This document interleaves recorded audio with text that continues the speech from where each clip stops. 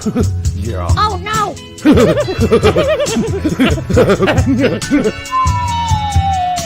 Matt, what the hell was that? Wasn't me, coach. Welcome to the straight red card.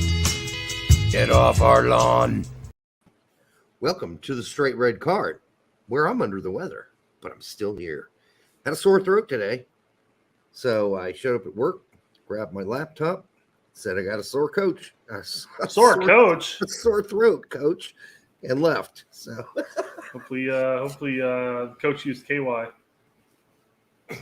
No, wasn't like that. It's probably why it's sore, right? I just had. Or was it a she? Yeah, the strap-on thing you and Evie tried the other night, where you got your eye busted. Yeah, It's dangerous. It's dangerous. You gotta doing that with a practice some safe sex there. With a doll. Anyhow, Yes. Ironic. Yes, I know. And we'll find out why in the week to come. But I can't believe it's already here. Well, Derek, 21st is Monday. What are we doing Monday? Are you as it turns out, there is some secret footage of you with the doll. Already? It's already out. I mean, I thought you were gonna wait, but it's already out, man. You must really like it. I don't know about I don't know this. what her name is, but oh yeah, that. Look, man, fucks blow up doll. Fuck you, England. Use KY. The man yells as he plows the doll. When is it my turn? This is little Burholt stick man. He's got some Tabasco. Oh my god. Oh, that reminds me. Do not use Tabasco. Make sure to use KY Jelly, our sponsor. And probably be our sponsor for a while, but they have called me and said, hey, when are you going to open the box? When are you going to open the box? We'll open the box when they pay us. And I said, I may have when we get the check in the mail. Yeah. I told them that I may have already opened the box, but I've made it look like it's still wait. Is that KY Glide? Nope. This is the classic. Oh, okay. KY, been around since 1904. She must have brought that on your Tinder date. Fuck you, England. Fuck you, England. Use KY. The man yells as he plows the doll. All right. Well, I hope that's what happens. I hope we beat England. Thank you, Mitch, for the video evidence of Derek. Yeah. No, that's very good. Oh, shooting his load off earlier, apparently. I'm practicing. I was on the Schnitzel Brothers. I mentioned that the other day. That video is now live. So go to the Schnitzel Boys, not the Schnitzel Brothers. They're not brothers. They're boys. They might be bros. Well, they're related. I think they're like cousins. All right. But not kissing ones. The turd in the background. Welcome to the final straight red card. Hold on. Welcome to the final straight red card before we play Wales. Use KY when spanking it to Aaron Long, giving the ball away. Fun fact, Gregg Berhalter lets me call him daddy. That's pretty gross. I thought you were just there to be in the background behind him when he does the interviews at US Soccer in a window in the building across from his office. I thought that's what Michael Kammerman was there for. Anyhow, go ahead. Berlin did want to bring up a point that, fun fact, KY Jelly does not exist in Germany. No shit. Then what do you guys use? Like ghee or vegetable oil? What's the major brand in? Is it just Vaseline? I don't know. I liked my brand name. That was pretty cool. I thought off the cuff. Is it synthetic oil made for lubing up tank wheels that was left over from World War II? They just have big buckets of it. They're still dive their hand in there and just pull it out. And it looks like they jacked off an elephant. Fuck. No, they bottle it, I'm sure. Oh, somebody's got all this leftover goo. They just in a bottle, put the top on, and put a sticker on it that says German KY, and then they sell it in stores. I don't know what they do there if they don't have KY, but a lot of things suffice. Didn't realize there was a stream every Monday and Thursday. I'm glad that's the stream he's talking about. All right. So make sure you watch Snitchell Brothers. Make sure you like, subscribe, and share it with your grandma. By the conversation, we're less than 40 minutes into this stream. That's True enough. This is true. Yeah, not a lot happening when you're sick. You stay home, right? I make myself some chicken soup, and I bundled up in a blanket and watched some TV, and then I'd go do some work, and then I don't know, eat a candy bar. I was actually doing work. Mm-hmm. In Germany, straight up raw, dog. Like I said, in Germany, it's spitten me Kuter. I'm not saying that with the German accent, but what about if you're wanking it? You don't use any lube for that?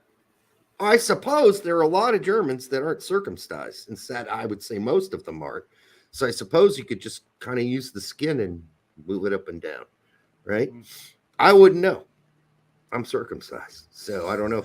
I think that's a thing that you could do with the skin. Portion of the episode. It's 90% of the episode I know, but I'm sorry, that's a little technical, but I was just wondering if that's a bonus benefit for the uncircumcised.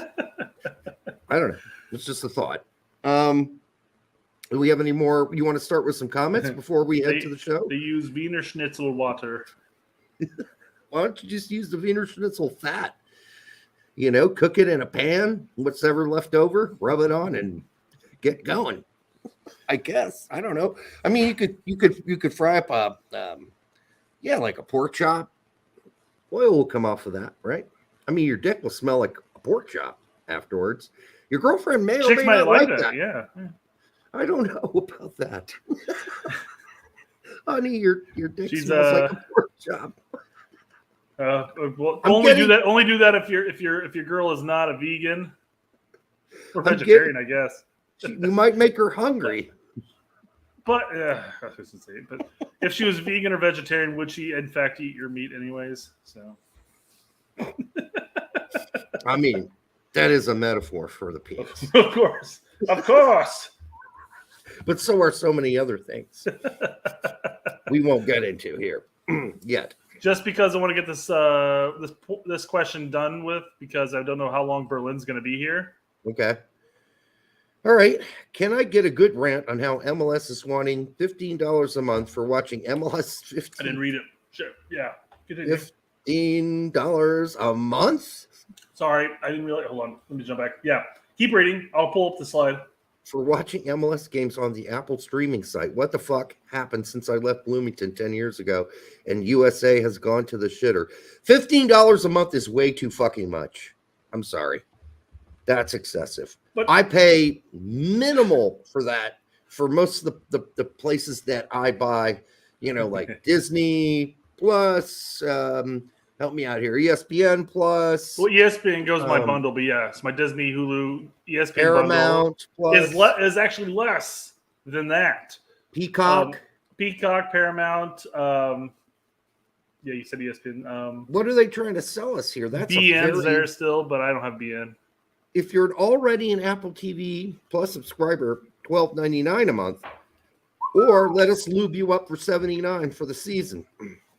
If you are an Apple TV subscriber, $14.99 a month, so bend over and spread those cheeks, or $99 for the season, $100 for the season. I mean, listen, that's just outrageous. That's just outrageous. This is your typical Derek rant. Derek, they want to see you get angry. I'm sick, guys. I'm sorry. I got snot actually running down my nose right now that I really should be wiping. But Derek, it's not just the hundreds and hundreds of MLS games you're going to get to watch of teams that you may or may not be a fan of, but you also get hundreds of live MLS Next Pro and MLS Next matches. Yeah. Don't you want to watch the Academy and then the Academy Light after they graduate past the Academy age? Do I want to watch children playing children? No, yeah. I don't. You know what? At these prices, that's free with your subscription, Derek. That's a service. At these prices, the worst player on the field after every game should be publicly executed. All right? Because that's the only way it's going to make it that. And that's just so ridiculous. That's way too much money for this. And I know they're trying to kind of cover the costs. And one of the reasons they're going to have to cover the costs is because MLS is now responsible for fielding and putting together the production as well as the announcers for all of these games. Game replays, highlights, analysis, and original programming. Basically, all original. They're gonna take their already paid MLS pundits and they're gonna broadcast their shows on there instead of on YouTube or on. So we're gonna get Spotify. more MLS or on their website.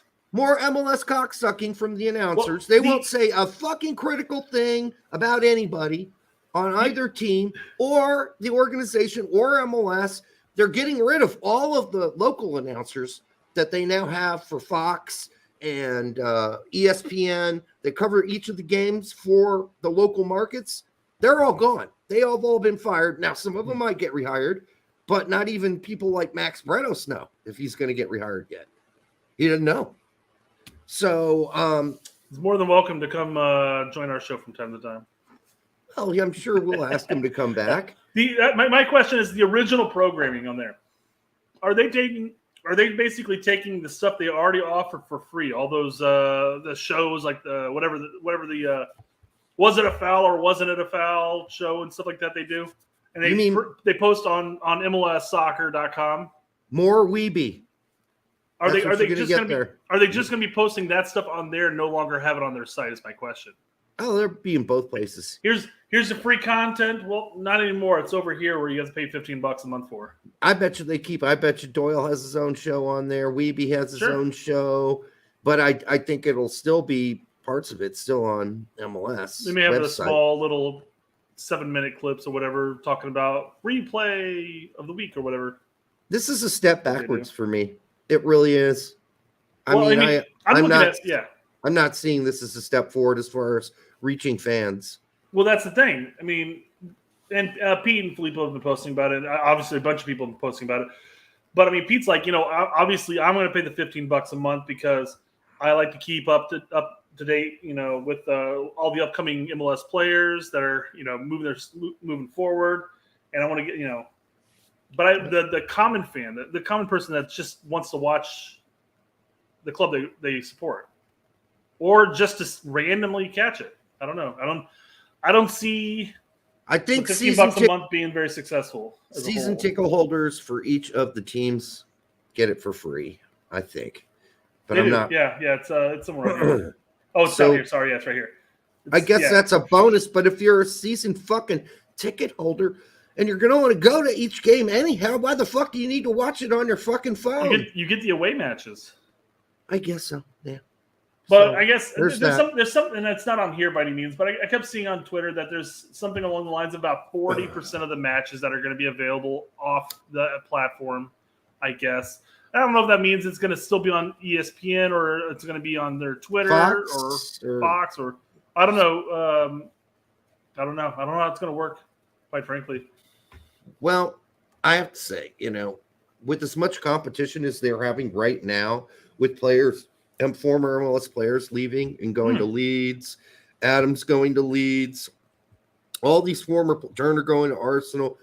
I mean, they're going to be even Brendan's brother Paxton now leaving for Eintracht Frankfurt, which I'm going to wish him well on that one. He's got potential, but obviously Philadelphia didn't play him, so hopefully he gets some playing time there eventually. Solid squad, but I think definitely going for the future. He's got talent. He just needs a chance at this point. When you've got all these big time American players playing on big time teams, playing in the Premier League, playing in Italy, playing in the Bundesliga, playing in not Spain, but anyhow, there is Musa, but you only have so many hours a day to watch soccer. Right? So this is basically saying, all right, we're going to put up an extra shield. And while you can go watch all of those games, like basically through your Roku, you're going to have to do this extra special thing to watch MLS. I just think it's stupid. And I think MLS... I wonder if you can download the Apple app on the Roku. I don't know. I don't know. I don't have a Roku, so it doesn't matter to me either way. Right. Fire sticks. But I hate this MLS Next. It's just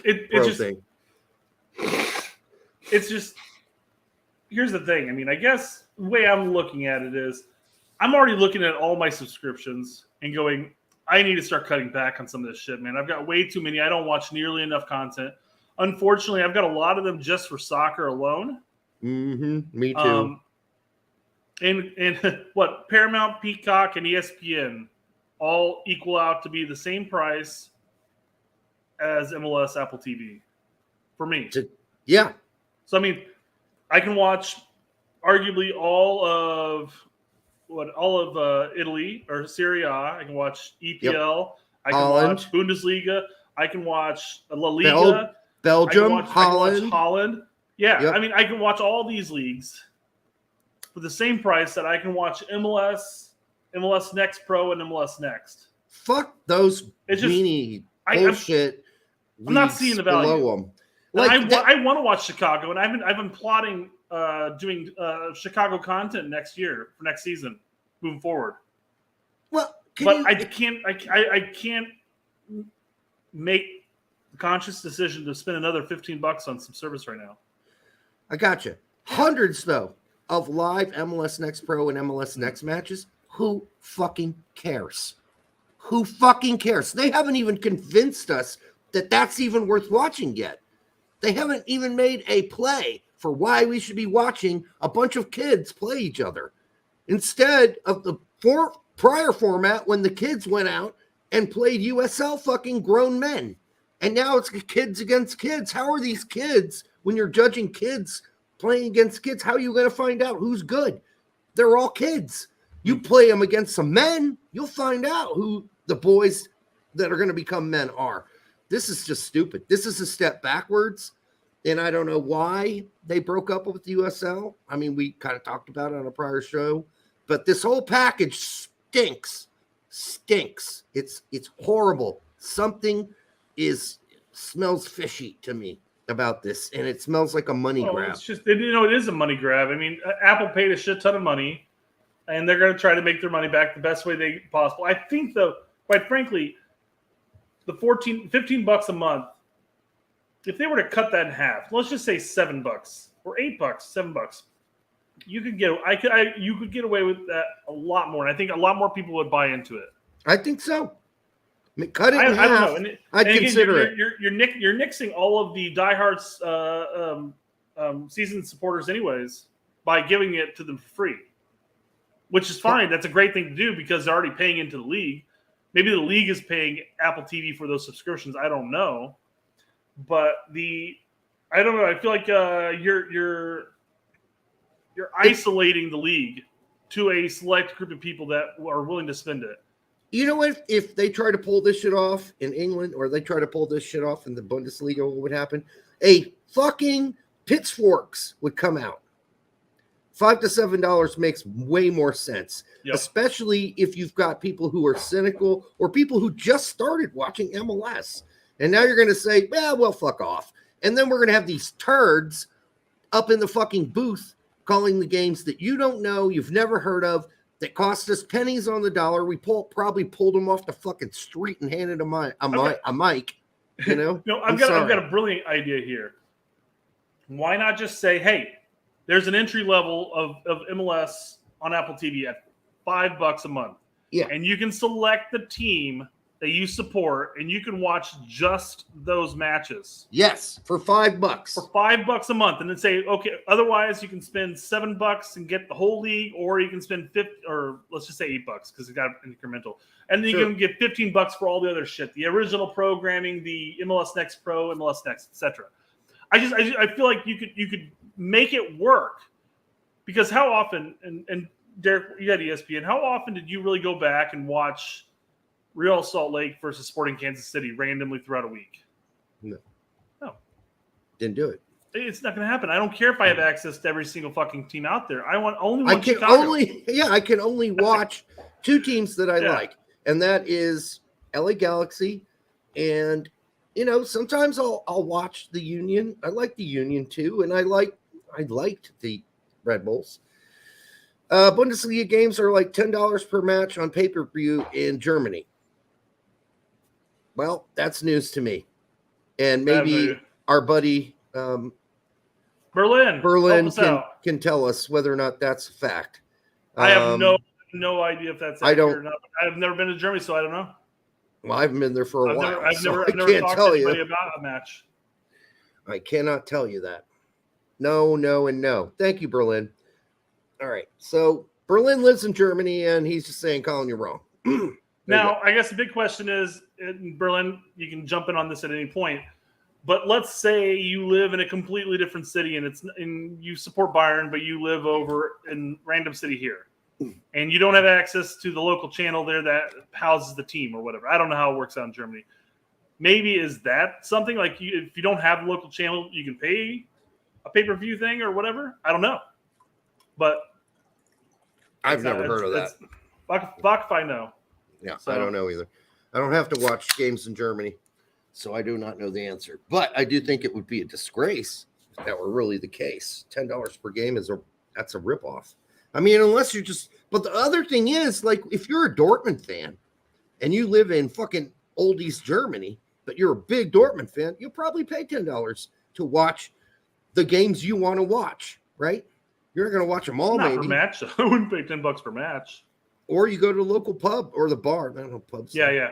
And watch it there. Yeah. Hey, could you put a Dortmund match on? Fuck off. Yeah, that's kind of true. You're somewhere in East Germany, and they're like, what are you talking about?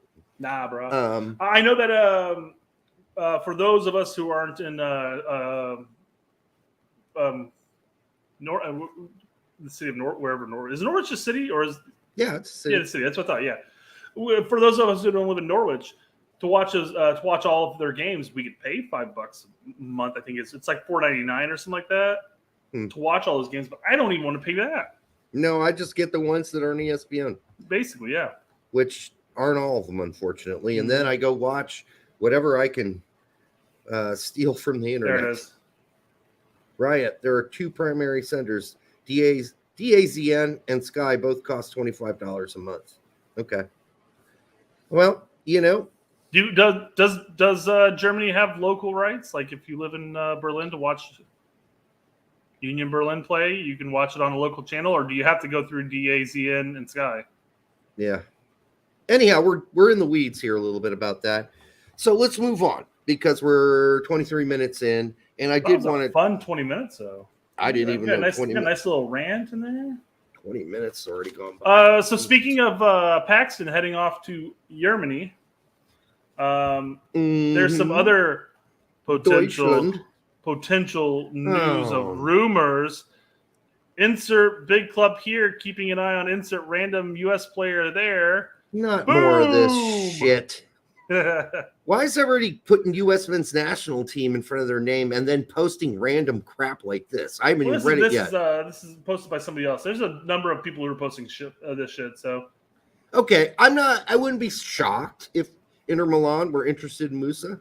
It wouldn't shock me. AC Milan have asked for him. Juventus could launch an offensive for the American in June. Valencia value him at $30 million, and he has a release clause of $100 million. So that is actually an okay post. I take it back. I thought we were going to have more of this conjecture of this guy watching this guy and this guy, using a telescope to watch this guy and making sure they all kept their eyes on them. We're all keeping an eye on him. This would not be like overly shocking if it were to happen. Yeah. I think that everybody knows Yunus Musa's ceiling is through the roof. Right there's another thing that helps. Yep. Absolutely. The Italian citizenship would definitely make a massive impact. I'm kind of surprised more Italian teams haven't looked at him earlier. Well, I know he recently kind of came into his own, but they're all looking at Venezia and going, "Fuck, do we want any Americans on our team?" Oh, wait, there's McKenzie on Juventus. McKennie on Juventus. You haven't done that in a long time, Derek. Dude, I'm sick. All right, so I'm making a lot of mistakes. That's gonna be your go-to every time you fuck up. All night, I'm sick. Whatever. All night. My head feels like it's just a jar of snot. Yeah. So, but they still look at Venezia and go, well, that didn't work, did it? Well, I mean, yeah, there's a difference between Musa and all the Venezia boys. And yet Herc keeps rocking the Venezia gear on his show. on ESPN. It looks good, man. You gotta They give props do on have- that, man. They know how to do make a have jersey. great Unlike gear. Nike. Yeah. What the fuck, man? How come Nike can't steal whoever was making their jerseys? Who's Venezia? They're Puma, aren't they? Because they're Serie A, Serie B. No, I thought they were the one with the girl sitting down with her legs spread. Kappa, yeah. I don't know if her legs are spread. Kappa. It is kind of odd. All right. Let's, before we get into picking our 11, we should really talk about Wales. Right? Well, yeah, we'll get that in a second. Oh, we got I got more. a couple of things before we jump into all that shit. There seems to be an over-exaggerated importance given to the captain's armband for the U.S. men's national team. I will specify this by saying that they have announced that Berhalter has not decided who his captain is yet. They asked Adams about it today in the interview, and he said, we have no fucking clue. And he also said it doesn't matter. There are about 4 or 5 guys that could captain this team, so it's not a big deal to us. Yeah, and he goes into this as well. Like, there are 4 or 5 guys that can captain it. It's just good to have 4 or 5 leaders out there. Yeah. The armband just means he's the mediator between the team and the ref. A good team has multiple leaders and players that buy into them. Okay, so Cat out there fucking defending Gregg. I like it. I mean, basically saying that's not a big deal if you want to criticize him. This isn't one of the places to do it. It's funny you bring that up because there are a large swath of people out there that simply go, "Oh, you're just looking for a reason to bitch about Berhalter. You're looking for stuff.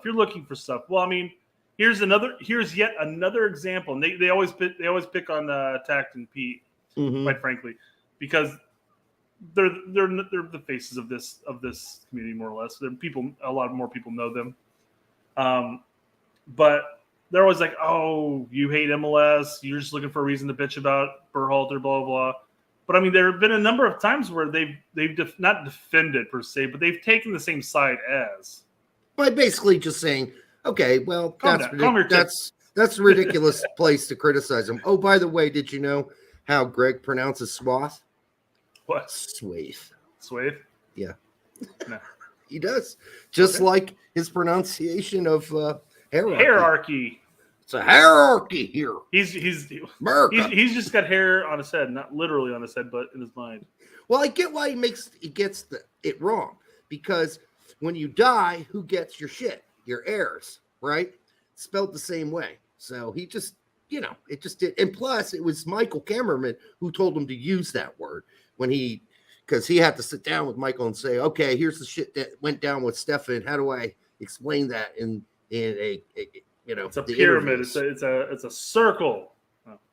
No, it's a hierarchy. I mean, Cameraman said it correctly, hierarchy, but then it didn't really get in Gregg's brain. So when he got out in the interview, he could only think of hierarchy. Oh shit.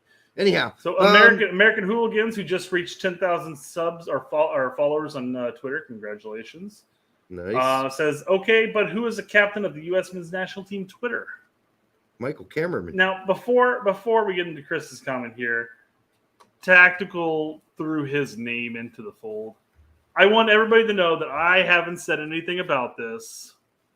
But Tac says, hey, I'm going to put my name in there. Maybe I should be captain. Chris Gary went out and said, nominate Straight Red. All right. Look at us. Thank you, Chris. We are leaders. Yes. I wish I could take your overall and take all those good vibes, and it'll clear up my head and make my sore throat go away. What you're telling me is you need Roldan at your house. So I'll talk to Gregg, see if we can fly him away from Qatar, maybe bring somebody else in. What's Roldan doing at my house? Roldan can do some temple work for you. That's not what points. It's not what he does for Gregg. You utilize your KY or something. I don't know. No, I mean he's big at the reach around with Gregg, so that's why he's on the team. No, but I'm saying you need a good vibes. But I don't need. That's what he is. He's the vibe master. He's full of vibes. Positive vibes. I don't need it. Not from him. I mean, let him do it where he's at.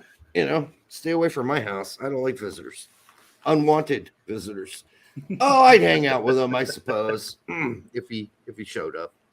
But it is what it is. All right, so what else? Not that again. Extreme close up. One more thing leading into the World Cup itself, and this is going to lead us into our topic as a whole. Okay, lovely, awesome. 30 minutes in. Yeah, We still got another 10 minutes, Derek. Calm tits. All right. Apparently, Qatar wants no beer at the stadiums now that we're 3 days from kickoff. Bruce!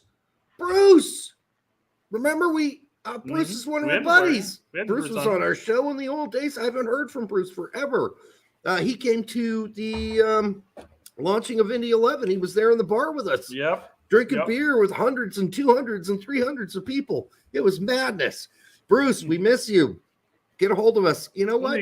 That's a reminder. I'll reach out to Bruce. Yeah, do that. Tell him, hey. I'll see what he's up to. Tell him our show's back on, and we want you back on. Come on. Let's get Bruce back on. All right. Apparently, Qatar is pressurizing FIFA to perform a complete U-turn on the beer policy at the World Cup and stop selling Budweiser at the 8 World Cup stadiums altogether. In fairness, maybe they just want real beer there instead of Budweiser. No, they don't want any beer. They're buzzkills, dude. This is why you don't have a fucking World Cup in a country that bans alcohol. And one of your biggest sponsors ever. But is pro-slavery, i.e. building the stadiums. All right. Or indentured servitude. All right. Brett, where is the big soccer guy? Which guy are you talking about? We had Archer on already. We had Archer back. We did have Archer on. Yeah. Dan Loney's the only other one we haven't had on. We talked to him. I talked to him, yeah. Dan. But I mean, we just haven't figured out a time, and quite frankly, it's my fault. I forgot. Sorry, Dan. I forgot about you. Berlin wants Archer back. Yeah, he's great. He's a little grumpy guy like me. That's why I like Bill Archer. Two of us get together, and it's this grumpy city. All right, Derek. I mean, you saw. I sent you a video clip of the fan zone and those fabulous living stations. Yep. I mean, we saw the show before that. We saw from an aerial view, and I'm like, dude, it looks like a concentration camp. Yeah, it does. It's a bunch of tents and a fenced off area. I mean, but there's an inside view of it now, and like showing it. They come up to one of the tents and they like move away the tent door, and the tent door is literally just a piece of cloth, and there's 2 twin beds and a shelf. Okay. A dresser. And right. I'm like, okay, well, I mean, I guess if you're just, you're going to go back and after a long night of not drinking, you're just going to go back and fall asleep in your tent. I mean, you're going to have a whole bunch of people there and you can't lock a door. I'm just saying. It's a little weird. That's not cool, man. That's how they do it there. I'd be going if I were going to Qatar, I'd be going there with the barest of bare minimum of shit. That way, if somebody were to break into my tent by, sliding the piece of cloth to the side, there'd be nothing there. Well, here's the funny thing. Jimmy Conrad got to Qatar last night, right? Hasn't slept for hours. He's broadcasting for somebody now. CBS. Makes so sense. He's really tired, and he gets there, and he thinks he's going to have his own room at the hotel. Has no clue. He checks into the room, and there's another bed there. Yeah. An hour later, Sasha Kleshin shows up, opens the door, and comes in and says, "Oh shit, I think we're fucking roommates." And is this a hotel room or is this one of the tents? It's a hotel room. Okay, sure. I think whatever. I mean, yeah. I mean, they're very familiar with each other, anyways. Well, they it's are. Not gonna be an issue. Mm-hmm. I would have assumed that they would have shown up like, here's my hotel room, and they get shown one of the tents. Well, the thing that Jimmy seemed to be intimating is he didn't know he was going to have a roommate. And I don't think Sasha thought he was going to have a roommate either. The rooms were already paid for. I feel like the country of Qatar is no bigger than Indianapolis as a whole. Can you imagine having to share a fucking room with you or me? I mean, you snore like a fucking, a whore with congestion. Yeah. And I don't know. I'm a light sleeper, so I need a big. Oh, you'd be fucked. Yeah. I need a big fan going. No, you need to drink heavily. Well, that before bedtime, yeah. That I can accomplish. All right. What else we got? Are we heading into this now? We actually going to cover the topic. All right. Here we go. The U.S. men's there you go. Go ahead. The U.S. men's national team friendly versus Al Ghafara ended up being a good exercise. Versus Al Ghafara. Okay. if it left good feelings. The U.S. won by a significant margin without conceding any goals. What's the point? They got some runs in, stretch out. They got to enjoy the weather, and apparently they put some goals away. Okay.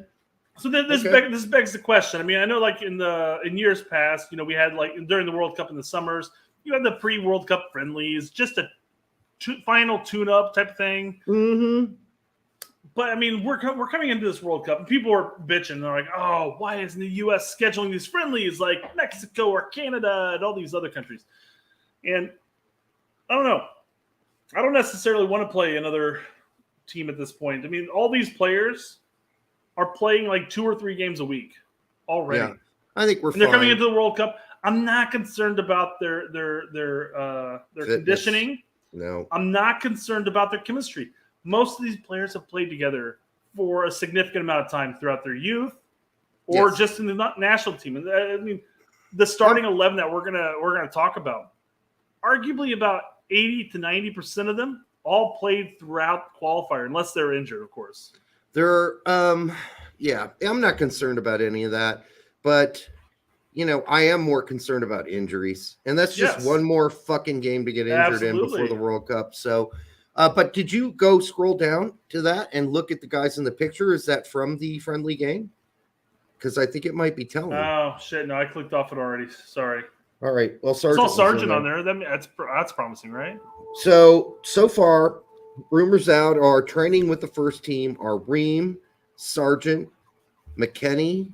So I don't know what that says. I mean, first team being the starters. So Ream's been practicing as a starter.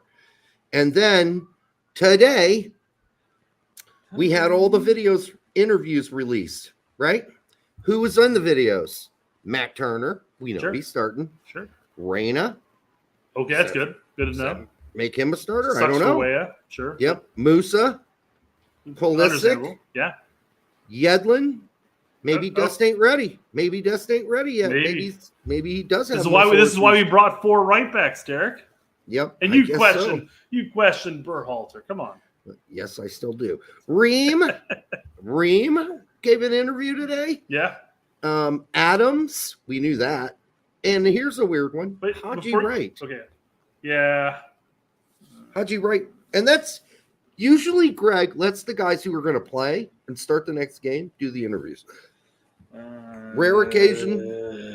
No. Maybe Berhalter put Haji out there because obviously he's the big question mark people are talking about. And there are a lot of questions that I wanted to address to Haji, apparently. Well, maybe. Or if you watch the footage of the what was it? First time shooting today, Haji was burying those motherfuckers in the corner from the top of the box, just one after the other. So was Sargent, by the way. Guess who wasn't? Ferreira. So when you watch the video, you'll notice some Ferreira misses. You'll notice 3 misses by Acosta that get saved from top of the box shots. So Luca De La Torre, Aronson, Sargent, McKennie, Adams, Morris? Yeah. That's Zimmerman right there. That looks like Turner. Scally. Well, you can see the jersey. Oh, yeah, that is Turner. That's got to be Musa, I'm assuming. No, that's too tall. Then is that? Oh no! Look at the leg. That's Johnson. So Scally, Johnson, and then I have. Well, wait a minute. Long. You can see the side of his fucking head. Okay. And there's one other body there. I don't know. Yeah, I don't know. I can't tell. That could be Musa tucked down real low. It does. I don't know if this is talent. I don't know. Is it Cannon? Because I guess Scally's only back. So yeah, maybe it's Cannon. Cannon didn't make the team. Maybe it's more. Or it could be Yedlin too. That's a good point too. Could be Yedlin. Who knows? I don't know. I don't think so. No, I think it may be more. I really don't know if this game is indicative or this picture is indicative. That's also a great point. This might not even be a picture from this game. Let's see, right. Anderson, it may not be. So No, Johnson. If Johnson's on the pitch, and it's not one of the recent friendlies. No, this is too much shit in the background. It's the all USA. So no. Oh, look, yeah. You're right. You're right. Look at all the people. All right, ignore all that shenaniganry. Yeah. So we need to talk about the Wales starting lineup. First, before we get to the Wales starting lineup, let's talk about Wales. That's what I was about to do. Feeling the heat, Wales have had to reschedule their World Cup training sessions in order to cope with the searing heat in Qatar. Dude. It was 30 degrees Celsius. Now, do you know what that is in Fahrenheit? 96, 93. 86. Oh my God, they had to reschedule for 86. Now, mind you, during the winter, that's got to be about the high-ish range. That's when there's too much Anglo and you're Anglo-Saxon. That's all I got to tell you. Oh my God, it's 8. I mean, they're from Wales, and you have that 86, the heat wave in the UK, and people die. Unfortunately, God rest their souls. But it's 86, and they bitch about, like, when they come to America, like, the Americans have, like, air conditioning and it's like freezing cold, and there's this stupid. Why are they doing that? I'm like, come to Indiana during the summer. Yeah, it's hot as fuck. Go down to Texas during the summer. Do it. Why does 86? Yeah. I know, I get it. Why does Gareth Bale look like a fucking meth addict in this photo? Because that's what he looks like. He's like, you thinking it was like these motherfuckers think I'm gonna go play at 86 degrees. Although he's in LA, I mean that's borderline, arguably about where normally at it, like 82-ish, 83 area. Yeah, no shit. Yeah, that's gotta be a normal day for him now at this point. 86 is a beautiful day here in Texas because you guys have dry heat usually, so that's good. Still, fucking sucks regardless. Yeah. Yeah, vampire. He looks like a fucking vampire on meth. Yeah. He looks like he just got high. That's what he looks like. And I hope that's what he looks like when we play them, because he looks like he's zoned out. 86 degrees, though. I mean, here, maybe they're looking at it going, all of our guys are fit. They're playing week in, week out for their clubs. Maybe we don't need to do a training until the evening when it's like, 70s. Maybe we'll just do that. It bodes well. But let me just put it to you here. Let's start with Wales. Their last 9 games, they have gone 2 wins, 2 ties, and 5 losses. And you might say, that sucks. And you'd be correct. That does suck. Huh? What formation do they play? So they always play 3 in the back. 4 times they played a 3-4-2-1. 2 times they played a 3-1-4-2 with Joe Allen and sitting in front of the back. That's what we're going to go with. Oh, yeah. And then there's a 3-5-2 that they've played twice. And then more recently, they played a 3-4-3. Nah, we're just going to go with 3-1-4-2 because that's the best option here. 3-5-2. 3-5-2 probably actually makes the most sense. I feel like we're splitting hairs when we are 3-1-4-2 and a 3-5-2 at this point. We are, but they tend to play a zigzag sort of 5. So it's kind of weird. But anyhow, like a W zigzag? There you go. Like that. Yes. Okay. So the games that they lost were to Poland, Belgium, Holland, and Holland again, and Poland again. Those aren't easy matches by any means. No, and that's what I'm saying. So I don't know what you can say because they were competitive. At least the scores aren't ridiculous. They lost to Holland 3-2. Then they lost to Holland 1-2. So it's not like they lost by big amounts. They only lost to Belgium 2-1. So I'm not sure why I'm the one that's typing this shit in because God forbid I can't sound names out, but I'm gonna spell shit. Well, I'll help you with the spelling. I appreciate that, Derek. All right. And they tied Czech Republic 1-1. So they didn't. And here's the thing. The thing is, Brett, they're playing really good teams on a regular basis. Wait a second. Go back and do the last 6 teams the United States played. Go. Yeah, I don't want to do it because it's embarrassing. It really is. Japan's not a bad team. Japan's not a bad team. Saudi Arabia, not so great. You had that's not Belgium. That's not Belgium. That's not Holland. That's not even Salvador, Grenada. I mean, come on. It's apples and apples. That's not even Poland, by the way, who has Lewandowski. So I'm saying they're playing like really competitive games. Now, the last game they played was against Austria. And this fucking Nations League is really gonna fuck. And that wasn't that impressive, but they did win against Austria 2-1. And so anyhow, based on the lineups that the manager usually goes with, that's Robert Page, who has a losing record in the last 9 games with this team. I am telling you that in goalie, it's really easy. It's going to be Hennessy. I know he doesn't start for his club team, but they don't give a shit. He's going to be drunk. Yes, Hennessy. So there's that. That's very phonetic of him. I appreciate that. Thank you, Mr. Hennessy. Now, when you get to the back 3, it gets a little confusing because they played a lot of different guys. Even Ampadu played back there for them in these last 9 games. But if we're going to stay consistent, the guy that's going to play in the middle, center back, is Mepham, and that's Mepham. Now, Mepham plays for Bournemouth, but he's also got 33. Huh? So I'm like, what kind of name is that? Usually you have last names that mean like woodworker or rocksmith or whatever. But the Welsh do have some odd names because, Mepham. On the left, I'm going to predict that Rodon starts there. Rodon. Yeah, and he plays for Rennes. He also has 30 caps. Rodon, or is it Rondon? I mean, I see somebody on the chat wrote Rondon. Rodon. Okay. One too many ends, I guess. Yeah, I don't know what team they're looking at. His name is Joe Rodon. He plays for Rennes. And then on the right is Davies.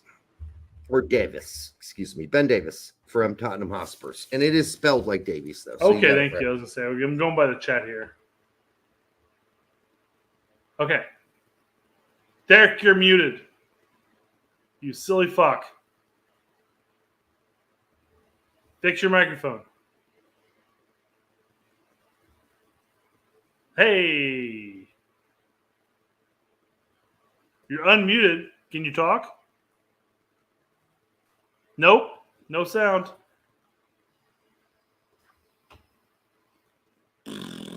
Nope. Now it's the Brett Show.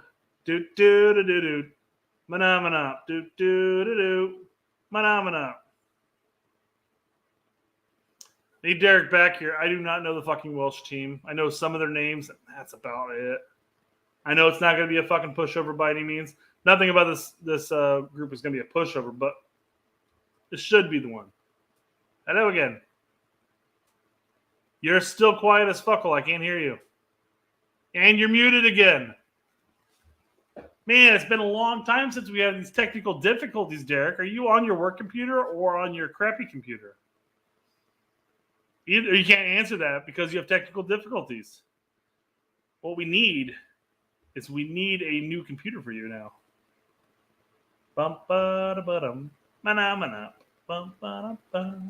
Okay, I'm back. There you are. At least this computer realizes that just because I got disconnected from the mic, that it doesn't mean that the world blew up. All right. Well, what were you saying while I was gone? You couldn't hear me? No. Oh, we'll leave it at that. Be like, Derek, your penis is tiny. You're not good in bed. That type of shit. You know, those things were never said. Trust me. I literally just said them, and Berlin agrees. Must be accurate. Never heard those words before. All Derek, right. Derek, we're all family here. You can tell us the truth. You don't want to know the truth. you can't handle the truth. And there's nothing like anybody hates more than a braggart. All right, so here we go. Now Tell me when to stop. Really? Are you talking about my wife or me? All right. God. My ex-wife. Sorry. Using her preferred pronouns, huh? Jeez, Derek. No. All right, let's go. Moving on. Number 6 and number 8. Let's go. All right, put the thing back up. Oh, shit. You're right. You can't see what I see. All right, in the middle, I'm going to go with, you kind of zigzag this the wrong way. They actually zigzag the other way. Yeah, like that, and Like then a B? and then bring the wingers down a little. There you go. There we go. Let's start with left winger. That's going to be Williams. Excuse me. Yeah, Williams. Neco Williams, who plays for Nottingham Forest.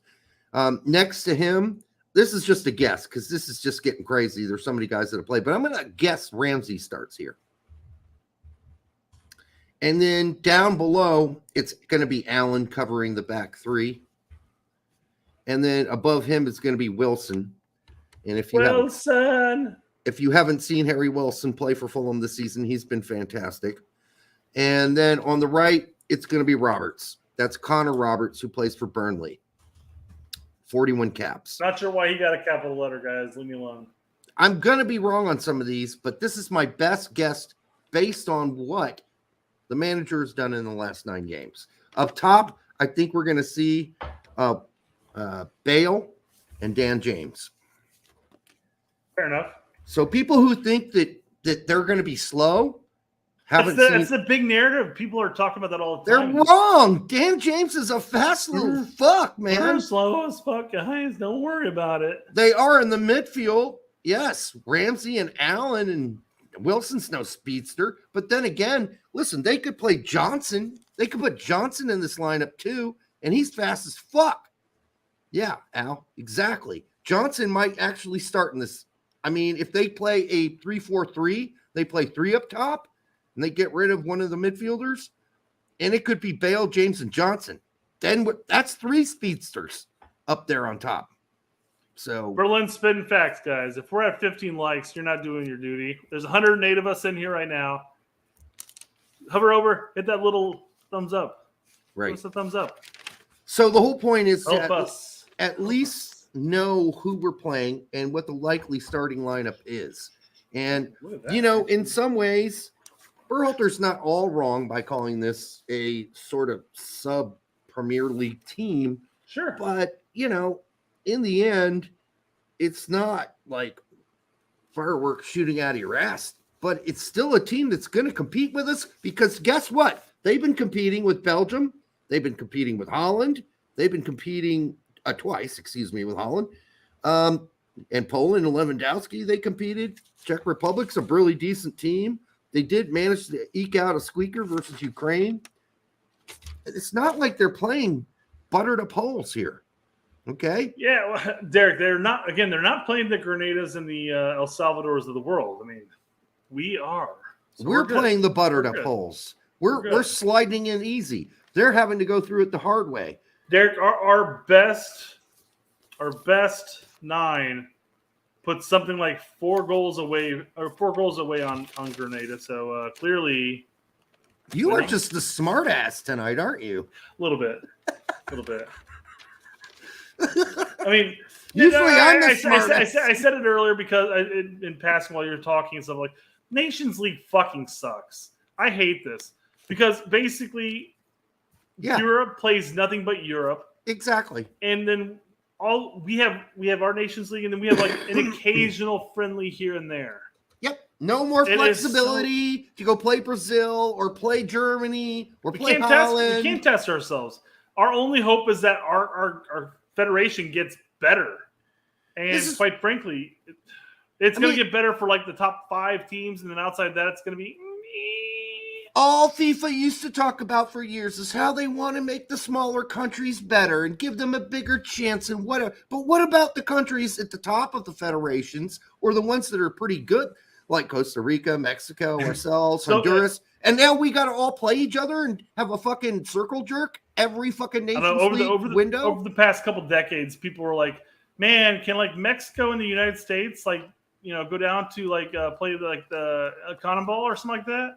And then we're sitting there going it's just qualifying. We have all these other friendlies and all these other matches we're playing against these quality teams. They're getting plenty of games. But now I'm sitting there going maybe we should try and switch federations.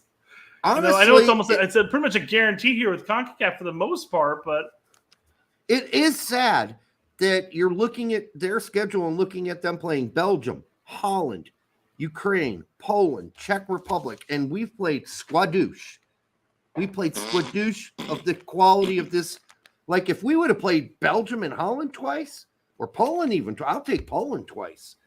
That's a challenge. That's a real battle.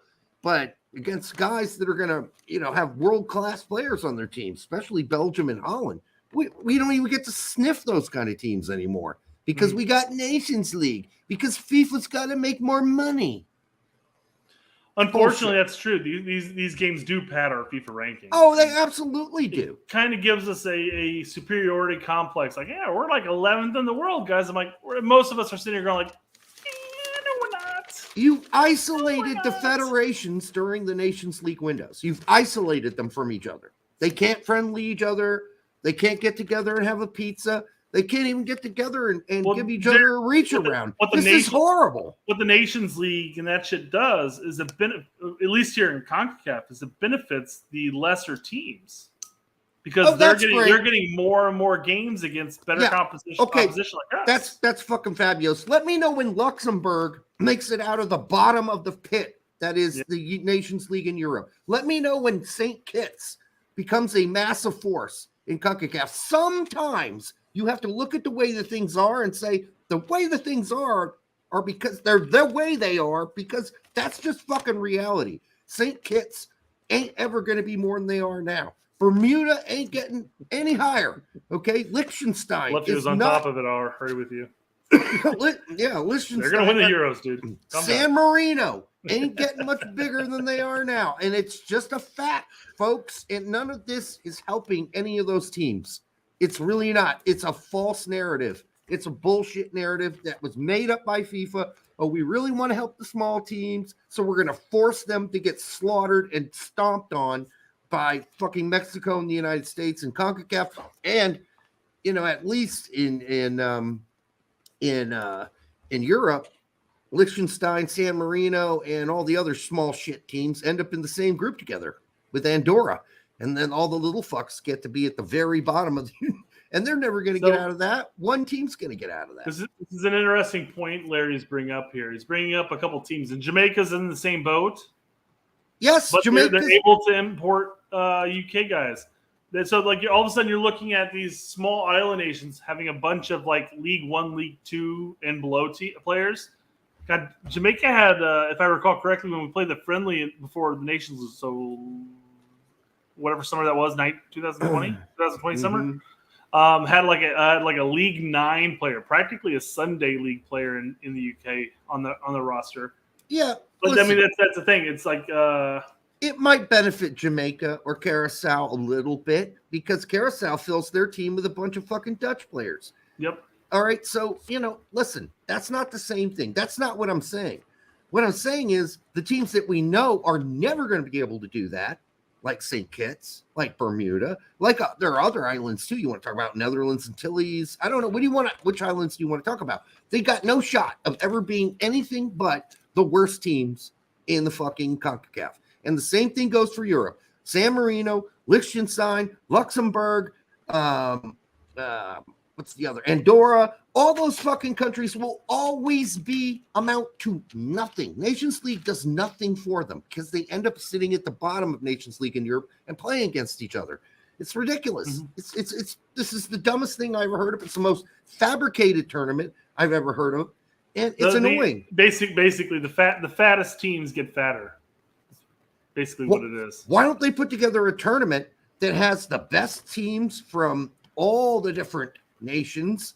And then split them up into weird categories and make them play each other or something. Oh, that's the World Cup? Oh, it's going to be. It's going to be called the 48-team World Cup. Get ready for it. That's the next fucking great idea that FIFA has. There's going to be a World Cup League 1 and World Cup League 2. Idiots. That's what they are at FIFA. They're fucking idiots. But they're making lots of money, so I guess they're doing something right? Yeah. All right, let's talk about our team. This is going to be me and you together, right? We all know Turner's going to be the keeper. No biggie there. That's not a challenge. And by the way, Turner was in the interviews today. Okay. We know Jedi. Yep. Here's the big one. Reem's been practicing with the first team, and Reem was given the interview. Not Mr. Aaron, not as long as you want him to be. All right. So I'm going with Reem in game 1. alongside Jedi. I'm perfectly fine with that. Quite frankly, that's what we were all aiming for, anyways. Mm-hmm. We're all hoping for it. I mean, he talked about Sargent in a previous presser. He's like, it's great about having Sargent is he's played against these players from Wales. He's played against these players from England, and that's why we didn't compare him to Pepe. Mm-hmm. We talked about this last window. Last window, Jesus Christ, the last show. Yep. But same thing can be said here. Reem has that connection with Jedi, first of all, and that's massive, especially since we're entering this World Cup with questionable results. We're going into it really questioning shit. Right. I should really mention before we start that even watching all of Wales' games, going back and watching the videos of their old games, they do occasionally high press. They will still do that even against teams that are better than them, like Belgium and Holland. So if they're doing it against Belgium and Holland, I would expect them to play a mid-block to even a high on occasion, especially at the beginning of the game, to press us a little, see if they can get us into making a mistake. So keeping that in mind, that makes it even more important that you have Reem in there who can pass out of the back. Not Mr. Twinkle Toes there long. It's funny you're bringing up Aaron Long. You know that Aaron Long's a free agent, right? Yes, he's able to go anywhere he wants to go. Yeah, I get it. Well, and he's not going anywhere. Rumor has it that LA Galaxy are going to be signing him. And they're going to be signing him for a TAM deal, which means that he's going to be getting DP money, more or less, to go to LA to play. And it's so. I don't get it. Okay, I don't sure, get it. Why not? I mean, it makes a lot more sense than West Ham. If somebody, that's the next person that comes up to me and says he's going to West Ham or they're interested, I'm going to slap him. And he may have gone over there and did his trial and everything like that, and they're sitting there going maybe before his knee or his Achilles injury, It was Achilles, right? It was Achilles, right? Yes, it was his Achilles. It was a massive rupture. Maybe before that we were really digging that man, but yeah. Well, all indications are that we might see DeAndre Yedlin start the first game at right back. Not only was he practicing with the first team, but he was also interviewed. That's weird. Taking into consideration the interviews that Berhalter has moved forward, like during qualifying, anybody who ever interviewed, and we brought this up many times throughout qualifying. But if a player interviews, you can almost guarantee starting the match. And I don't want to say it's 100% accurate because I can't for certain say that there wasn't a time that never happened or didn't happen. But I want to say it's pretty much guaranteed at that point. So, yes, if Yedlin was doing the pre-presser, he's starting. That might mean that, Berhalter is thinking about being more defensive on one of the two sides. But Yedlin can still get through, but I think he might be better as a defender against Nico Williams, who's bound to be the guy coming at him. So I don't know. Or Dest is still slightly injured. He has concerning things, and he'll come in for the last 15. So now here's a great point. Yeah, I know. Scally over Yedlin, because we talked about this last video, but Scally for Gladbach plays very reserved. He gets into the attack every now and then, but for the most part of the game, he's playing as an actual out-and-out back. I wouldn't mind it, but I do think that Gregg's going for some experience here on this back line, and that's why you're going to see Ream and Yedlin, I think. Experience? I mean, we have the crypt keeper here and his younger brother. Experience.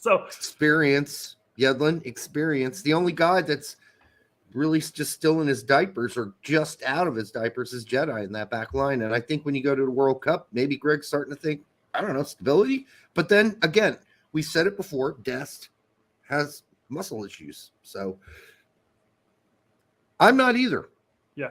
Geotheory says that he's not confident in Yedlin's defense, defensively. Do you read that because you believe people can't read or what? Brett.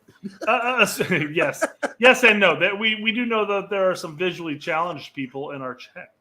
Oh, you're right. I'm sorry. On top of that, if I ever get back into the habit of posting this shit on Spotify, people are going to be like, "What the fuck is Derek talking about?"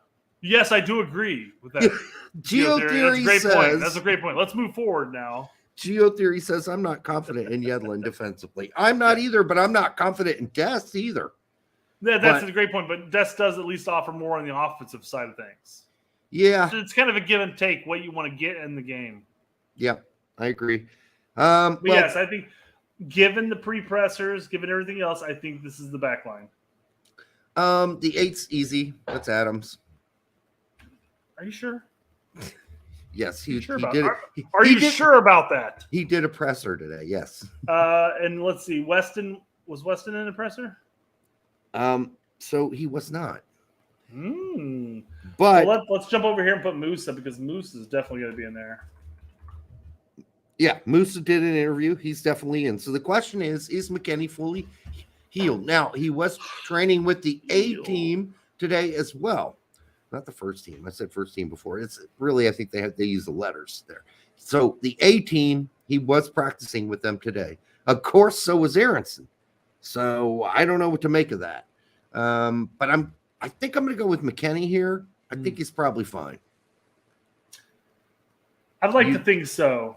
Again, he just came back. He hasn't played for a couple weeks now. And Aronson has been doing incredibly well with leads. You want to flip a coin? I don't have the flip coin thing. Hold on 1 second. Okay. Between McKinney. You know what? Let's do something different here. In the chat, if you think Aronson's going to start over McKinney, who's going to start? Aronson or McKinney? I want to see it in the chat. People. You got. It's going to take about 5 seconds for the chat to catch up. But type in Weston or Aronson. Who's going to start? Yep. It's hard to say. They're both training with the A team. Yeah, Wes, Aronson. McKinney, Brendan, BA, Wes, BA, Wes. Jesus Christ. McKinney, BA, Aronson, Wes, BA, Wes. Well, that didn't clear anything up, guys. All right, flip a coin. Jesus Christ. Coin, flip. McKinney's heads. McKinney is heads, okay? Yep. Flip it.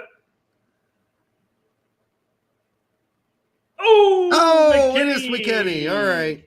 I'm going to keep that up just in case. Yep. I don't think it's going to come up again. I don't think so either. It might with the center forward, honestly. There we go. What about this one? No. Acosta's not starting this. Or how about this one? KY Jelly. Kai Jelly. Well, you don't have a player named Kai Jelly, but if we did, I'd say slide him in. Man, it is fascinating how split the chat is. It is half Aronson, half Weston, like down. Yeah. I mean, God, if we took a poll, it'd be like 49-51. That's why you flip a coin. Yeah. Same thing. Jeez. Same standards. Okay. Also doing the interview was Pulisic, so he's starting out left. No doubt. That's a guarantee. Come on. But here's the tricky thing. Reyna was interviewed today, so that makes him the right guy, I think. No, I think so. Here's the game plan. If you do start Reyna, you play him for 65, you yank him, and you put Weah out there to blow past some tired-ass fucking defenders at the end of the game for the last. Well, you've got Aronson. Yeah, you've got Aronson and Weah. Yeah, but the problem is got so much fucking energy off the bench. The problem is Pulisic's playing all 90, dude. Okay, well then Aronson's going to come in for Weston at the 60th minute because he's going to be gassed because he hasn't played for. He's coming in for McKinney more than likely in the 70th or the 65th minute, more than likely. So at the 65th, you're going to see Aronson in for Weston, and you're going to see Weah in for Reyna. Pulisic's going to play the whole 90. How healthy is Weston? He just recovered from his injury. So. He just started playing again, so I don't know how long he can play. Maybe 55, maybe 60. I'm going with MMA simply because I feel like Gregg's going to go with what feels comfortable. But Aronson would be the better option because he's playing week in, week out, arguably about 90 minutes a game. But not at that position. 87. Not at that position. Not at the 8, at the 10. He's playing a 10. We don't play a 10.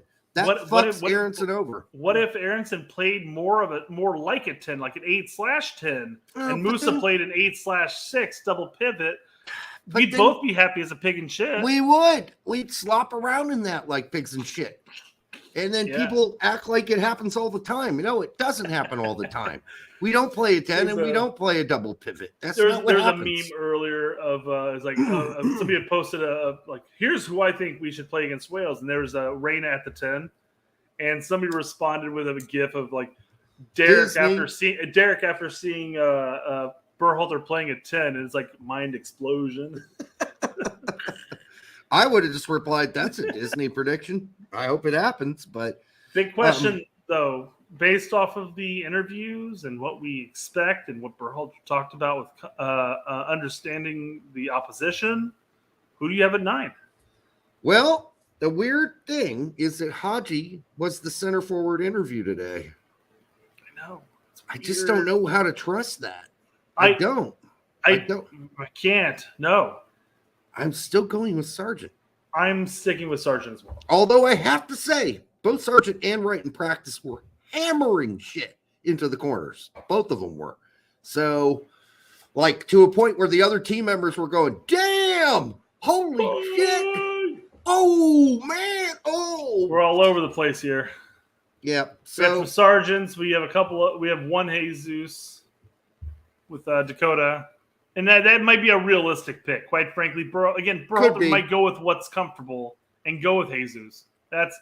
I think Haji is the biggest wild card for this match. Yes. If he gets picked, it's arguably just as surprising as him getting announced to the 26-man roster. And do keep in mind, Pulisic, Haji, McKennie, Adams all played together. Jedi in youth teams, all of them. So there's that chemistry as well. But so has Sargent. Sargent. Remember, we got to remember, Sargent was the leading goal scorer in his U17 World Cup, and then that same summer played and was like the leading goal scorer for the U20s. So I mean, he has experience with some of these players as well. I have Ferreira pegged for starting Iran game, depending. But you're pegging Ferreira? Yes. I guess that's your choice. Because I don't have a penis. I'd rather use a fucking dildo. Oh. Hold on one second. Child issues. Give a spanking. Go give a spanking, Brent. Oh, no. What is this?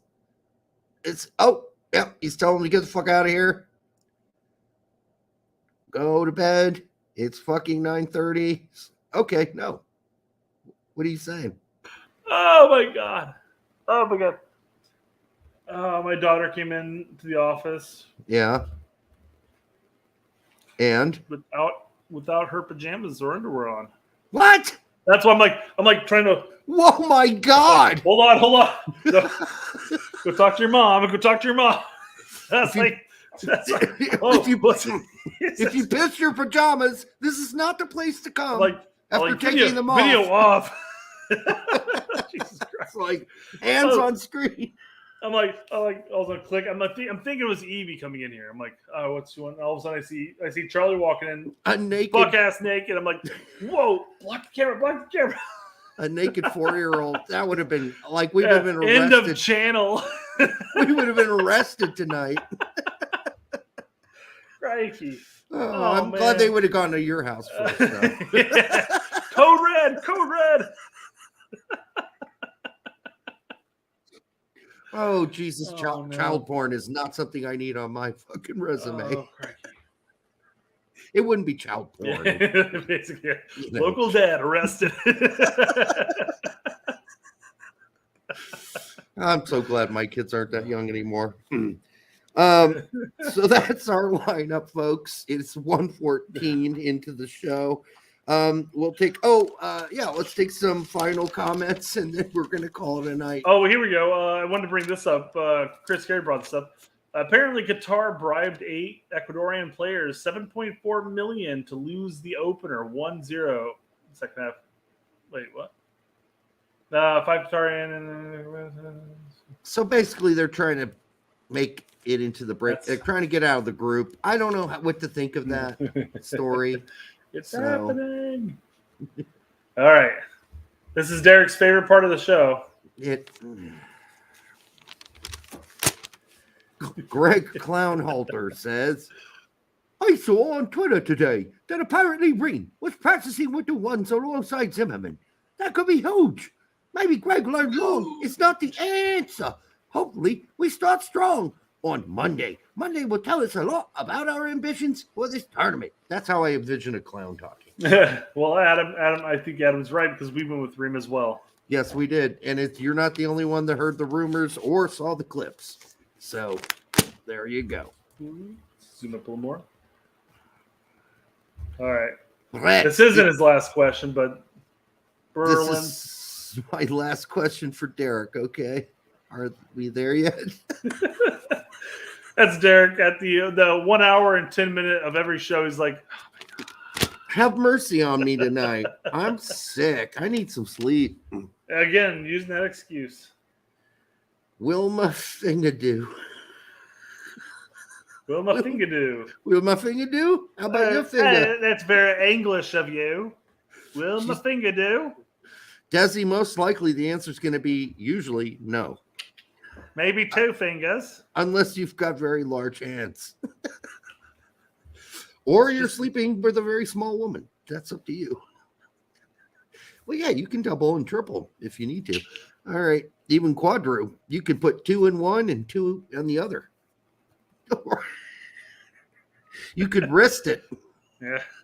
All right. Oh, shit. I lost my watch in there. Hold on.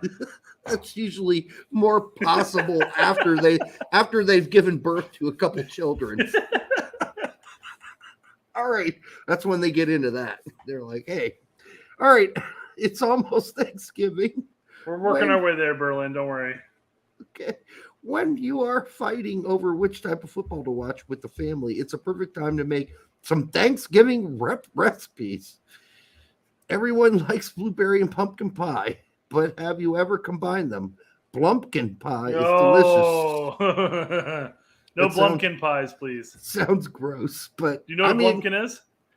Yes, I do. Okay. I just want to make sure. I definitely don't want that pie. No, I do not want that pie. But even if you were to go with the actual general theory of this, do not mix those two pies together either if you're eating and try to make them because they don't go together. You know what? You could actually put blueberries on top of pumpkin. All right, I want to know in the chat who's received a Blumpkin. Go. Chris Carey, what are your thoughts on the Ronaldo interview with Piers Morgan? I didn't see it. Wouldn't it be great for a former U.S. men's national player to give a tell-all interview about U.S. soccer? Brooks, Miazga, anyone? Yeah, I'd like to hear Landon Donovan come clean. Yeah, I mean, it's gonna come. I like to hear about it. I don't want to see it. Well, that's just mean. I like top shelving toilets on Thanksgiving. What does that mean? When you pop the top and the back and you shit, so that way when you flush the toilet, you just get a bunch of shitty water. Yeah, that's disgusting. That's not necessary, and I don't think that's a really good Thanksgiving. I had friends in college that like, dude, we were so close to top shelving you. I'm like, you bitch! I swear to God. I mean, if you want to pull a Thanksgiving prank, I think it should have to do with like some part of the turkey ending up in some part of somebody's bed. You know? Adam, I hope to God you did not do that on a work computer or anything like that. Yes. Oh my goodness! Don't want to be Googling that. Always beware of Mitch Desi's posts. That's all I have to say. What the fuck is going on? Yeah, the end of the show. Juan, I know we're ending it out. Berlin Amerikaner says, I'm a degenerate gambler when it comes to the World Cup. First time that I am going to bet that USA gets 0 points. Question, am I a U.S. men's national team disgrace? A shrewd gambler, a degenerate gambler, all of the above. I think a little bit of 4. A little bit. I think he's all the above. I don't know. I don't want to call him a disgrace. No, it's just said a little bit. I think he's more of a 3. Yeah. With a bit of 2 and a slight bit of 1. Yeah, but I don't think that's even being shrewd. I think we're going to score a point. I mean, if we don't. So we can score a point. Will we get a point. No. We will get a point. We will. And if we don't, goddamn, they're going to burn Gregg at the stake. In 98, did we get a point? Oh, you're talking about the worst World Cup we ever had? I thought we did get 1 point. I thought it was in the first. Let's see. Who did we play? We played Iran. We played. We played France? No. No, who we played? Shit. Somebody's got it in the chat before I look it up. Yeah, I forgot the 3 teams we played. I remember the Iran game, I believe it was. Anyhow. 8 World Cup, USMNT. And then go to group stage. There we go. God, I'm blending some World Cups together, I think, maybe. Germany and Yugoslavia. Oh, God. Yeah, that was the one where I was just And we got 0 points. In the last game we played, I was like, can we just please beat Iran? That's all I care about. Please. Thanks, guys, for catching up. Oh, Germany was there. Berlin had that, too. Yeah. Appreciate it, guys. 0 points. All and right. we scored 1 goal. I think and you know what? There's a lot of comparisons people were making to that World Cup to this one, as far as how we were going into it. Who knows? But I don't know. People were making that comparison. I mean, it's been happening for a while. What comparison? Totally 2 different types of teams. 100%. I agree. I'm just saying. We didn't have any superstars on that team, hardly. There were no superstars to the level what we they're had. they're basically comparing the potential outcome is what they're comparing. The people have no trust in Gregg, is what I'm saying. Okay, I mean that's fine. Now again, to Derek's point, you might have no trust in Gregg, but then our starlets might come out with 1 game where we get a tie. God, we got way better players on this team than we had in '98, so we better do better. I know we did a World Cup comparison, so I know split. Remember? We did, yep. So, I mean, we had. Do we really is a big question. Dude, we played Yugoslavia and Germany. I mean, we should have won the Iran game, but even Iran has some really good players playing in the Bundesliga at the time on their team. So, but I do remember feeling extremely embarrassed after that World Cup. Extremely.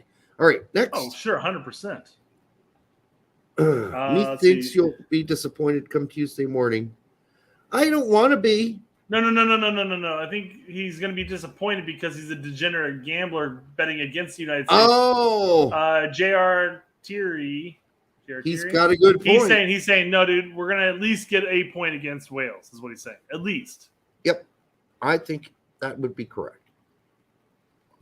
And I will say, in contrast to Berlin, once we qualified for the World Cup, I waited till that point. Once we qualified for the World Cup, I immediately went and dropped 10 on the USA to win it.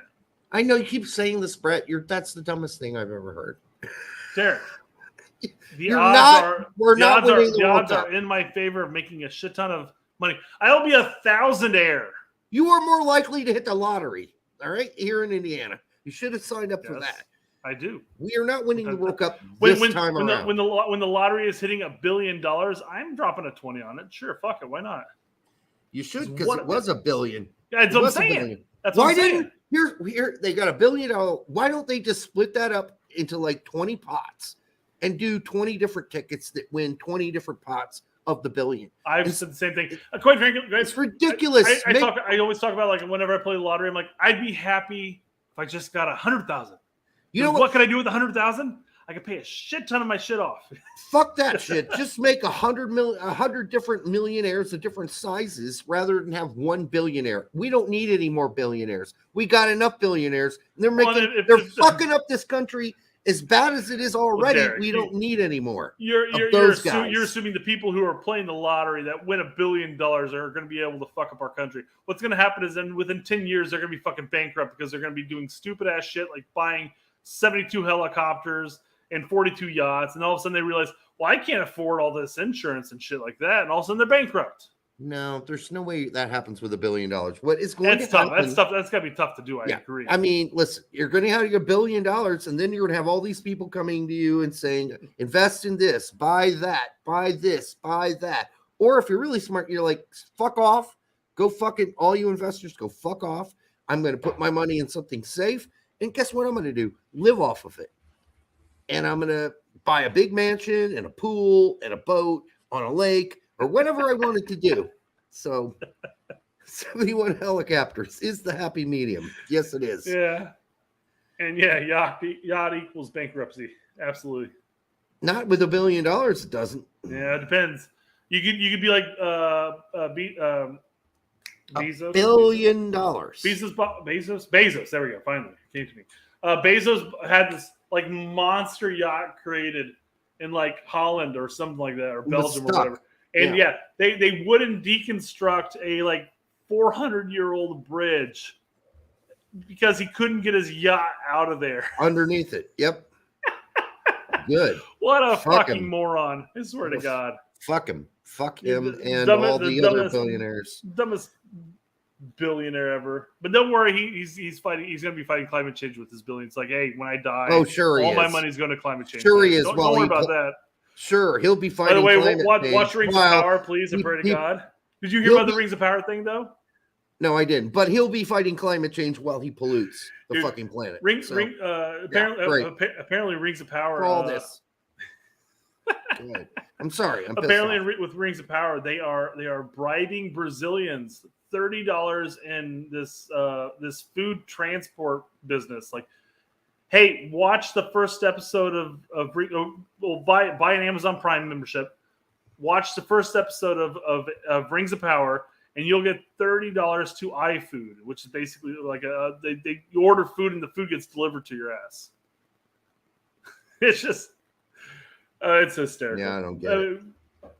It's funny. Make a bunch of millionaires. Don't make a bunch of billionaires. We don't make a billionaire. We don't need one. Yeah, I agree. 100%. Spread that money out. I'd be more than happy. Spread that shit out, man. Make people happy. Yeah. Like, there are all kinds of people who buy those tickets. And look at the guys who usually, when you go into a store or a mart and you see the guy that's buying tickets, because it ain't me. I ain't buying a ticket. There are always people that are like hardworking, middle class, working people or old people or what. I mean, split the money up. One old guy that's 72 doesn't need $1 billion fucking dollars unless he's going to donate a shit ton of it to a lot of good causes. But $1 billion, what's he going to do with that at 72 years old? Yeah, I would be dead within a year if I had $1 billion. The shit you'd get away with. I don't need $1 billion. You give me a couple mil, I'll fucking turn it into something powerful, amazing, like for a really good cause. Like I'd be focused. I'd be like, what can I do to make society better? And, is it helping people who are addicts get off their addictions? I mean, what can I really make an impact on to help society and change the way my community? Derek, if you had $1 billion and you could pay off all the student loan debt. Probably not though, actually. No, not all of it. I might be able to give everybody $1,000 at best. So what was it? Somebody was talking about like the Elon purchase. Like he spent like whatever, like $44 billion, man. And there's like 300 million Americans or whatever, and they're like, he could have given every American $1 billion. And they're like, redo that math, buddy. It's like, yeah, people are making that stupid mistake, like, oh, he could have given every American like $1 billion. Not $1 billion. We all have $1 or whatever. Like we have phones now. Come on, dude. Just come on, bro. Pull up the calculator. All right, curious on your thoughts on this. Whole article is behind a paywall, but seems to be a common argument of talent versus glue. So basically, it's a question between Tillman and Roldan, is what he's saying. What they're saying here. I'm not arguing this. No. The point is, Roldan made the roster and he is glue. No. It's a broad generalization. That basically is what they're talking about. Is there are teams that are going to, because you can't, unless you have the Atlantic, you can't go and read this. But basically, what they're saying is that there are going to be teams that you set up that you may not necessarily call in all of the most talented players you have. But you're going to call on players who are glue that keep the team together, even if their bench players are through the World Cup.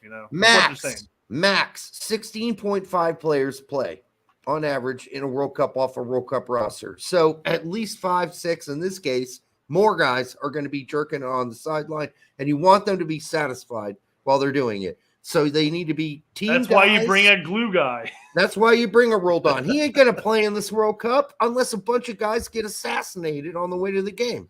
Pew, pew, pew, pew. It's possible. It ain't happening. He's just there for good jollies. That's it. He's a vibe guy.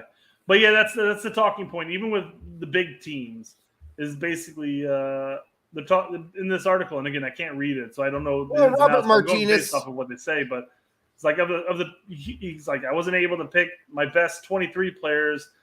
That would never make the best team. And he's right. He's right. Sometimes you need the glue guy. Sometimes you just need guys who are going to be there. Working it all around. Glue everywhere. Yep. Good in the locker room. Good at a reach around. All right. So we already did Wilma. Thank you, Wilma. Okay. Appreciate that. Apparently, in that photo, it was more than a finger. All right. Ooh. Okay. I'm 1,000 in channeling my inner Gregg. My prediction 0 and 1,000. So yeah. 4-3-3 Turner Dest. I don't know if Dest is going to start. Zimmerman not going to be long. I don't think. Jedi Adams.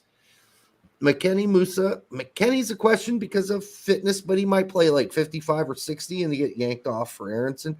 Pulisic. I'm not even sure about Ferreira right now. So it's funny.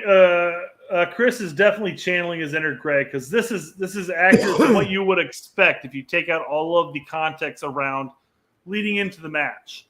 Because we talked about early on how like you have the pre-match pressers and basically whoever does the pre-match pressers, you could almost guarantee are going to be starting that next match. Mm-hmm. So if you take those out of the equation and you just look at what Gregg did and who he has available to him, I would say his lineup's 100% accurate. But it's not because of insert context. Right. Insert context. Also insert some of the things that Gregg said about Ream's sense. Agree. Yeah. And it's just pretty obvious at this point that he likes Ream a whole lot more than he did about 2 months ago. Look, I'm just saying, looking at the roster that he has and looking at who he's played in the past, what Chris has written down here makes sense. Pretty fucking accurate to what you would just expect based off of those aspects alone. Right. Yeah. But then you have to listen to what Gregg has said since. Mm-hmm. And a lot of what he said since flips the script a little bit in certain specific positions. Yeah. So 0-0 written all over it. Gregg brings in game-changing super subs like Roldan, Acosta, and Morris. No. No. Don't see it. Definitely not Roldan. If I see the other two, I'll be shocked. I just want to say Jesus has a beautiful family. And Jesus has a beautiful family, sorry. And I just want Mrs. Ferrer to know I have always supported her son and look forward to seeing him lead our front line. Also, supporting KY Jelly. All right. I can't imagine why you said this. Not sure either. I mean, is there a reason to mention the KY here? Listen. Not sure. Ferreira's a very nice guy. Yeah, Jesus, you have a very lovely family. He's a very good dude. I actually like him as a person a lot. As a player, he's very flawed. Very flawed. And if he starts in that first game and crumbles, he won't recover from it. So I think the bigger question here is, was this what kind of camera was this taken on? Was this a Polaroid? Vaseline. Lord, it's a Vaseline Kodak. Right over the lens. Yes. I mean, God, this looks like this is straight out of the 70s. I know. Yeah, it's one of those. Wait a second, is that baby Jesus right there? And I thought that was a kid on his shirt. I didn't know it was an actual real person. I didn't know he was part of the family. I'm sorry. Listen, I like Jesus. I wish him the best. I hope he has a good World Cup when he gets to play. But honestly, Sargent should be starting every game. And if you want to bring in Wright and Jesus in the last 15 or 20 minutes of every game to change the dynamic, that's fine with me. But Jesus should not be starting. I'm sorry. He's perfect in my eyes. Would be a great son. He said soon, but son. He corrected himself. Yeah, he did. He's a good kid. Fun fact, KY does not exist in Germany, which we've already discussed. They use Tabasco sauce there. That's too bad. All the wood in Germany stays unpolished. And I think they use kiwi for that, but okay. Let's see. After all the intro commercials you guys have done with the extensive breakdowns, I do not read the word speculate, but the word I saw rhymes and is relevant to your sponsor. Good Lord. Okay, speculate. Could it be the Jack version of that word? Yes. E-Jack. Yes.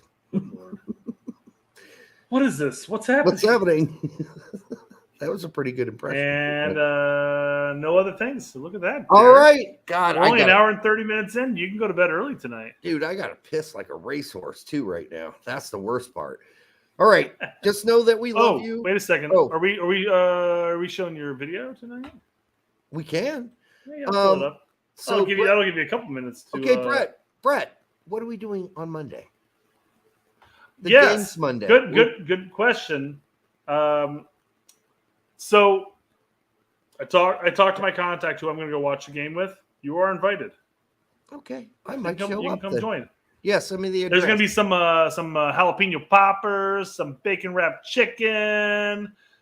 Bring a side dish if you wish. I'm stopping by and grabbing something. I don't know what I'm going to grab. I'm going to grab a deli pizza, but I heard all that shit was going to be. I'm like, fuck, why am I going to get pizza?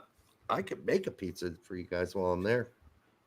We can still aim to do our normal Monday live stream at the 8:15 time frame. Let all of the other YouTubers do their due diligence from 4 o'clock to 8 o'clock. Yeah, I'm not going to drink while I'm watching the game with you and your friend. I will partake in a beer or two. Me too. And I will give you your cooler back. My cooler's still over at your house. Yeah. I brought a bunch of beer over. You live 10 minutes down the road, but it's been like a month, and that thing's been sitting in my garage. It's like I haven't gone and picked it up. Sorry. But it was full of beer when I brought it. But so we were going to watch the game. We will do our usual 8:15 show on Monday. I hope it's a jolly, good, happy show. But until then, enjoy this little snippet of my latest album that came out but was recorded back in 2004, 2005. It just came out now. I mean, it's the fifth album that we've done. And I hope you like it. There are more videos to come. Check out the Bandcamp version of this. It's so much clearer probably than this is going to sound here. And we'll see you the next time on the Straight Red Card.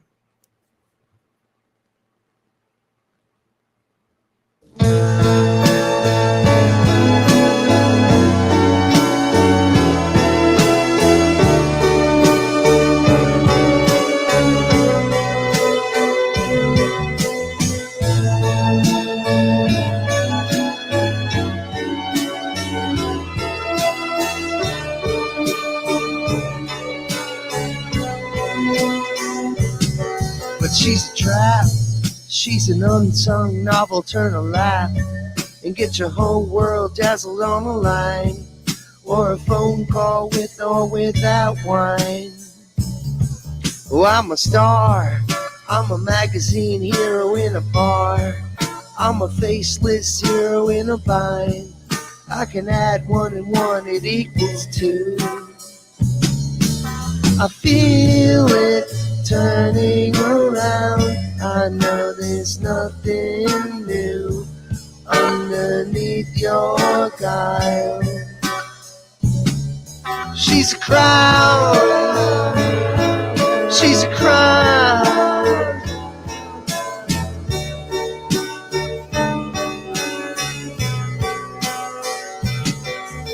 She's a crowd on the crest of the winds.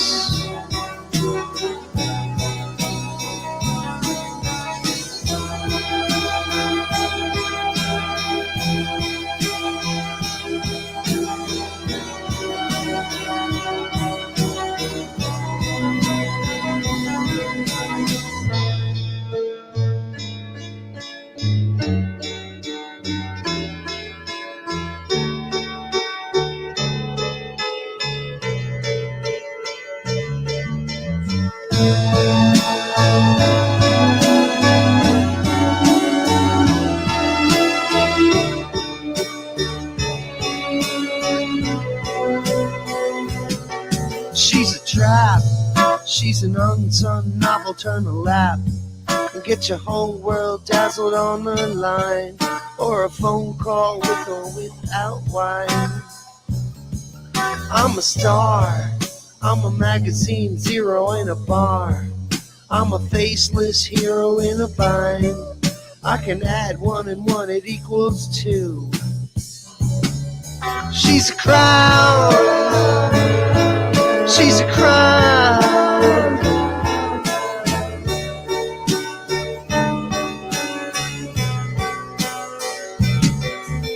She's a crown on the crest of the winds.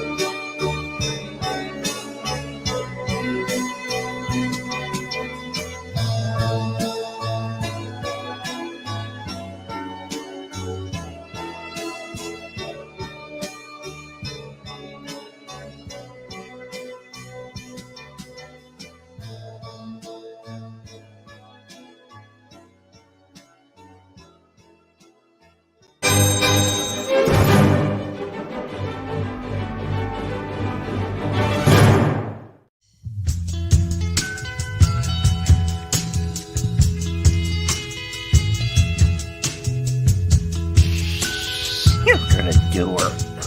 Yeah. Oh no!